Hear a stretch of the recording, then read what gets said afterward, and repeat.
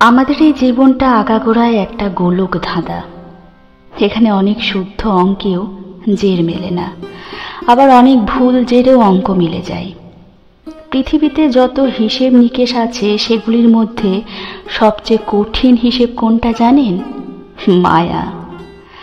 অর্ধযুগেরও বেশি সময় ধরে যে মানুষটি আপনাকে তীব্রভাবে ভালোবেসে বেশে নিঃস্ব হয়ে গেছে, তাকে কেন কখনো একটু ভালোবাসতে পারেননি? তার যেমন কোনো হিসেব খুঁজে পান না, ঠিক একইভাবে অর্ধযুগেরও বেশি সময় ধরে কেউ একজনকে সবটা উজাড় করে ভালোবেসে শূন্য হয়ে যাবার পরও কেন সে আপনাকে একটু ভালোবাসতে পারেনি, তার সমীকরণও আপনি কখনোই মেলাতে পারবেন না। ভালোবাসা কোনো টু ওয়ে ট্রাফিকের রাস্তা নয়। সব কিছুতেই মায়া যেন মাকড়সার জালের মতন আপনাকে আষ্ঠে পৃষ্ঠে বেঁধে রাখবে। ছিঁড়তে চাইবেন, কিন্তু কি এক অজানা কারণে ছিঁড়বেন না।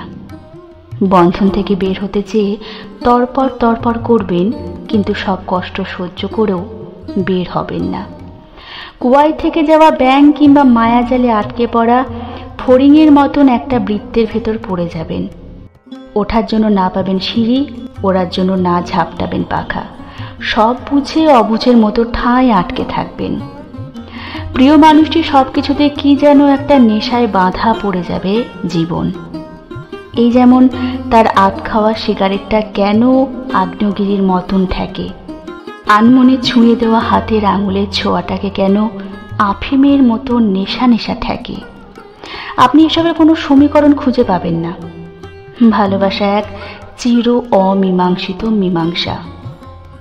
তার দুয়ারে রোজ দাঁড়িয়ে থাকা পোষা কুকুরটাকে কেন এত স্নেহ স্নেহ লাগে, বারান্দায় ঝুলতে থাকা তার ছেঁড়া তোয়ালেটাকে কেন নকশি কাঁথার মাঠ মাঠ লাগে, চায়ের কাপে তার রেখে যাওয়া শেষ চুমুকটিকে কেন পৃথিবীর সুন্দরতম শিশির বিন্দু লাগে।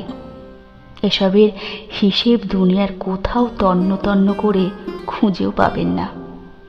যেখানে সব হিসেব মিলে যায় সেখানে ভালোবাসা নেই। মায়া একটা নেশা, ভালোবাসা একটা আসক্তি।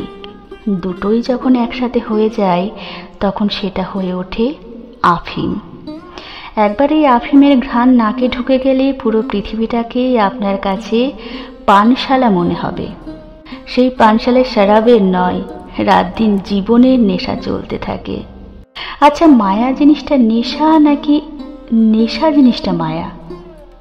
ভালোবাসলে মানুষ পাগল হয়ে যায় নাকি পাগল হয়ে গেলে পরে মানুষ ভালোবেসে ফেলে?